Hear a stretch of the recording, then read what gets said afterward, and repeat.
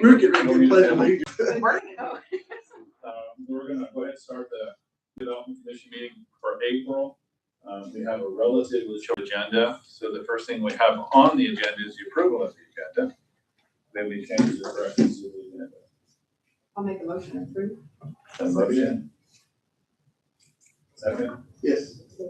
All in favor, signify by saying aye. Aye. Opposed, no. We do not have to do our balances because Jason is going to walk us through our TIP information yet this afternoon. So we have our minutes in front of us. Sherry sent them out last week. We changed the corrections to the minutes. Thought they were very well put. I make a motion to approve. Got a motion? I'll second. Second. All in favor, signify by saying aye. Aye. Opposed, no. All right, Jason, we got you. So we have Jason similar here with Baker Tilly. This is our annual TIP update. So we're going to give the floor to Jason and let him Thank you. inform us.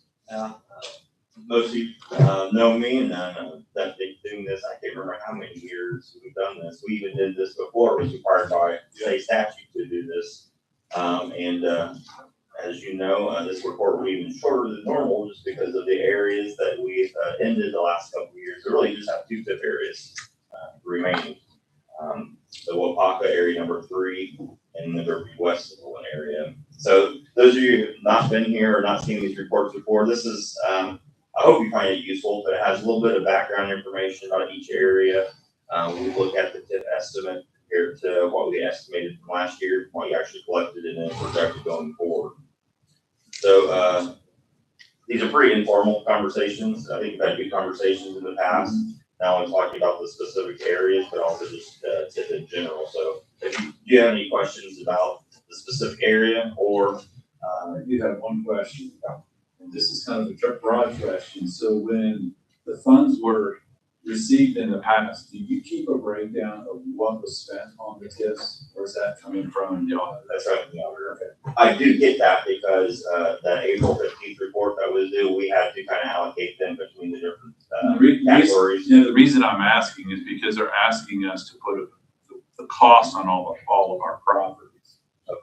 So if I need to, I may have to reach out for that information, because some of that was way before I was involved. Yeah, we wouldn't have had any reason to ask for that until. So I'll keep working there. But page, turn to page 2. Just has a little bit of information about the Perry County allocation area number 3, or I refer to it as Wapaka. That first paragraph there, it says when it was created, November 16, 1995. Name of the area. If you look at the last sentence, this is very important for you all. The allocation area will expire November 16, 2025. So January 2025 for taxes payable in 2026. So really next year will be the last year that we collect any revenue from the Wapaka allocation area. Then after that, the SOSTA will be passed through. Automatically, yeah. Now you can create a new TIP area on top of Wapaka, but everything that's there now, that would be the base. So you don't capture anything new if they expand the building or add new equipment. So we don't have to really do anything. It will just automatically expire. It will automatically, but we should let Chris know. Yeah. So I'll put it on the You agenda. don't have to vote to dissolve it. It'll just dissolve We'll itself. mention it in our meeting so we can have it. This is probably the first. This will probably be the first TIP area that I have had in like this. There's been a couple of areas where the bonds got paid off early, and they dissolved like done in the past, but just naturally, this is probably the first one. So this is something So it doesn't take a formal vote. But this is something that council may want to think about, because we're doing this like in Plainfield and other areas with lots of TIP areas. And we'll show this here in a minute. It will decrease the tax base, or increase the tax base and decrease the tax rate. So if there's, we talked about issuing bonds in the past for the county. If you want to kind of keep that tax rate up, or if you have capital projects that the county needs, you may take a benefit of that, decrease the tax rate because of the increase in the tax base, if there's projects that you need to fund. and we can pay for it with the tax rate, but taxpayers won't see an impact because of the increase in tax base. So that's something that, as we talked about before the meeting started, Senate Bill 1 is your budget gets more difficult to fund. That's one alternative. So you turn to page 3, as we talked about in the past, as you know, we do capture the increase in the building, assessed value, and the equipment. You can see there on the top of the page, last year, the building was assessed to $17,468,000. Assessed a little bit more than that this year, $17,766,000. What I do want to direct your attention to is the tax rate. In 2024, the tax rate for, at least this is in Troy Township, wasn't it? Yeah, Troy Township was $1.91, 2024. It decreased to $1.75, 2025. So decrease in your tax rate. Great for taxpayers, not great for TIF. As you can see, your tax increment for the facility went from $334,000 last year to $310,000 this year. Even though there's a slight increase in assessed value because of the decrease in tax rate, we are anticipating a little bit less tax increment in the real property. Which means that there's a difference to make up on the bond. Yes, yeah. So page 4, like I said, we do capture the equipment. There was $49.5 million in equipment last year, $52 million this year. So you can see the tax rate on the far right. The TIF, $947,000 is what we anticipated last year. We're expecting a little over $908,000 this year. And then again, we don't have the page 26 estimates yet, but we're assuming things stay the same. It's about $900,000 again next year. So page 5, we just combined the real property TIF with the personal property TIF. So in 2024, last year, we're anticipating that you collect $1,282,000.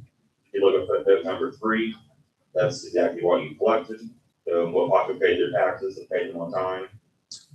This year, we're anticipating that you should receive about $1,218,000.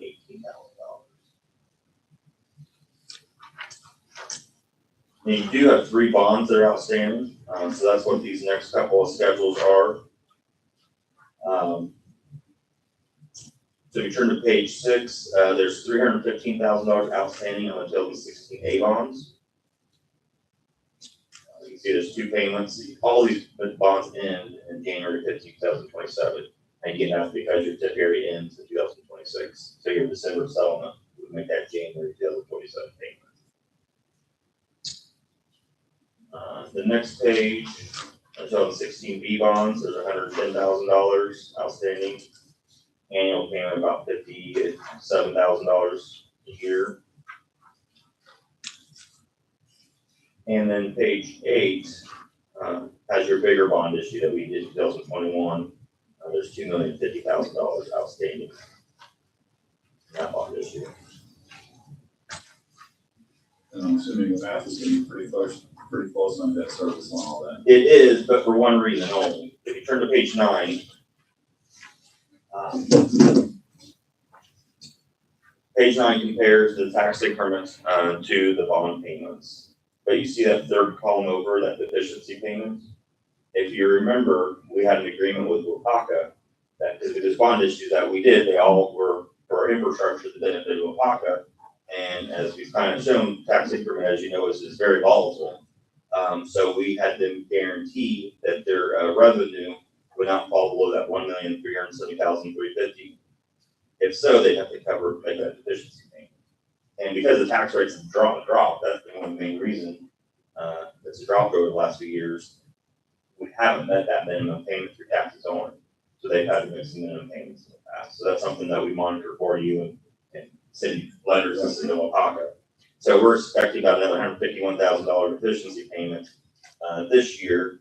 And with that, you can see there's going to be enough money to cover your debt service and still have all $80,000 left over.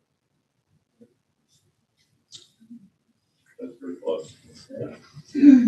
Now, I do want to bring your attention to page 11. Well, skip through here. Page 10 is just the historical amount of revenue you collected in 2006, just so you can see how it's changed. It has fluctuated mostly because of personal property fluctuates quite a bit, and of course, tax rates. But I do want to bring your attention to page 11. So this is your current account balances and all your funds. So I got this from the auditor. The first fund is the allocation fund. So that's where all your TIF comes into every 6 months. There's $400,000 right there. It can be used for any capital project that's in serving or benefiting the TIF area. The 2014 A bonds, those bonds actually matured this year. So you have another set of bonds that we already made the last payment. So technically, that money, that $126,000 in the bond fund and that $193,000 in the reserve fund, that should be transferred to your allocation.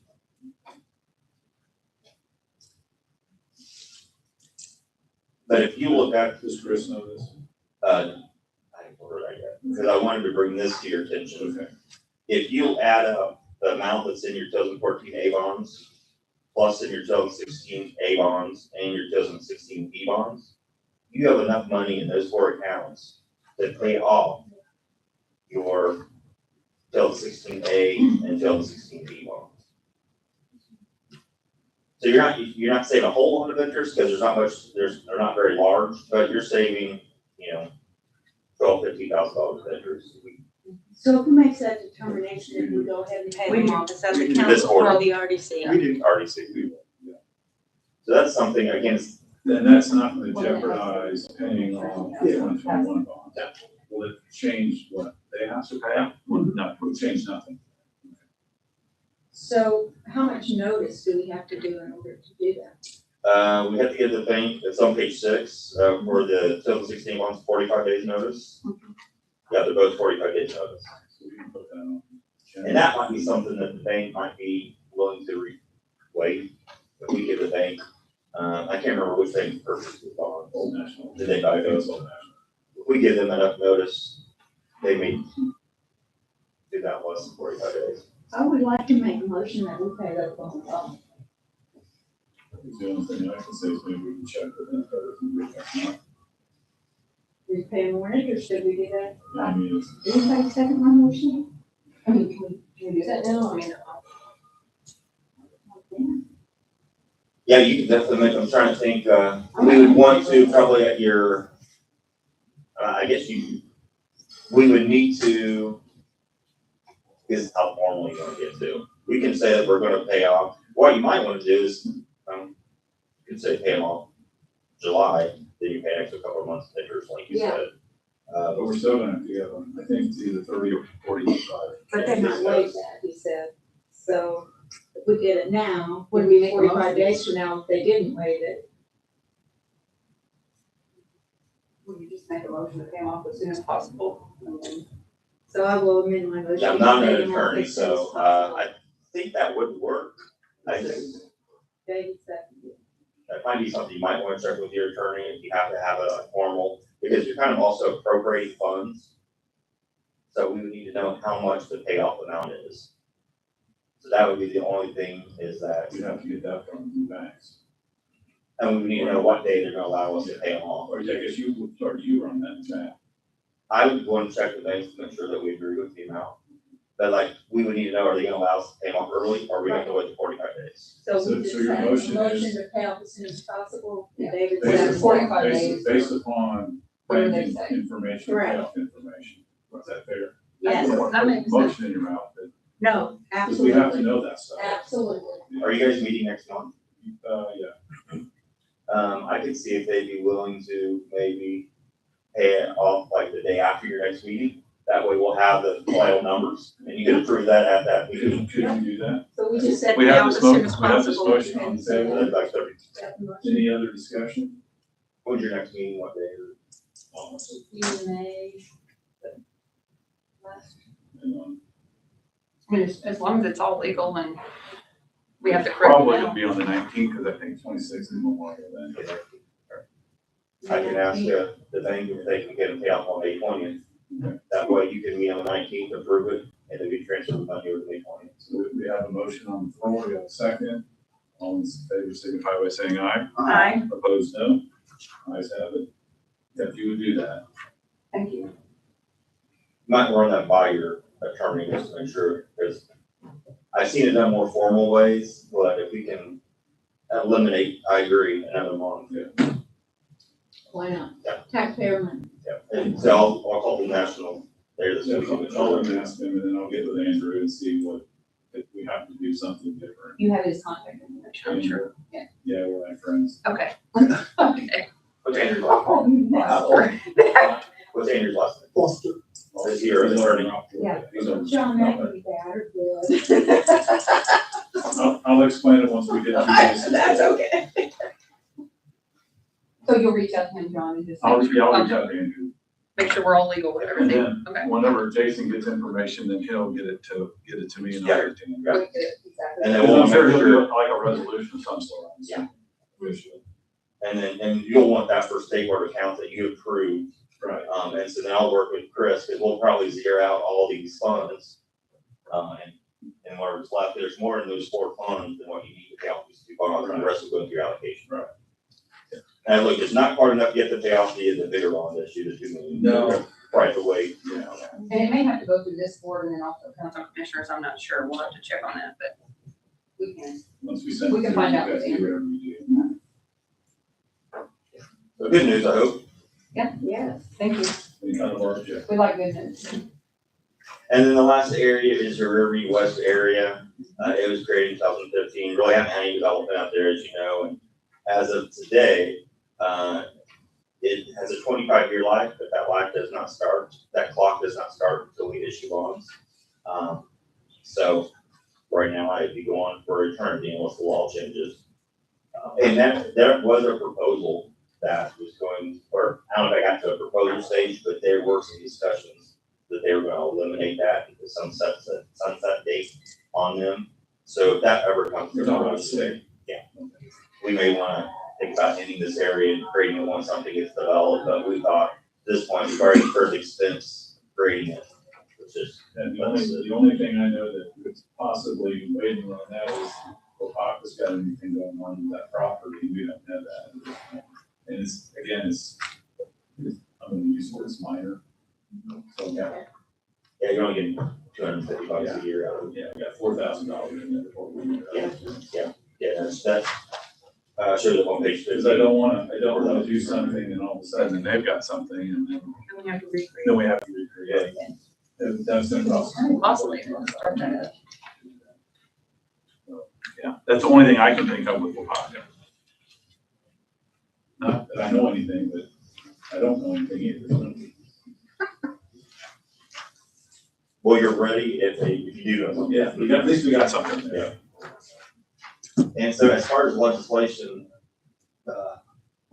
they haven't really done anything to mess with the tax increment at this point. If there's anything, there's been maybe some minor that might help too, but nothing that's, It's not a weekend. yeah. It's like the 28th.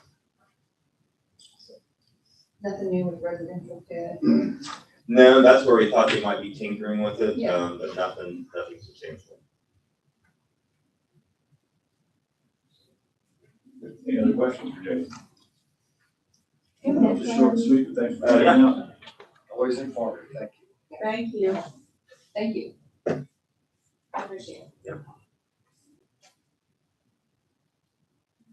Okay, our next item, and we don't have a lot on Forest Camp, the only thing I'm gonna let you all know, and I don't know where we're going with this yet, but I was informed last week, Tuesday, that Comcast has been out there and put conduit in the ground. Comcast. That's a good question, David. Why Comcast?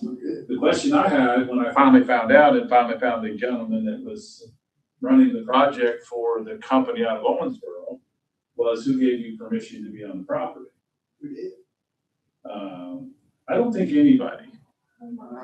So I've got this kind of a quasi cease to exist order on him. I really don't, but I do. I told him to stop. I think PSD would be a better choice. Well, they're already out there. Yeah. We put them in.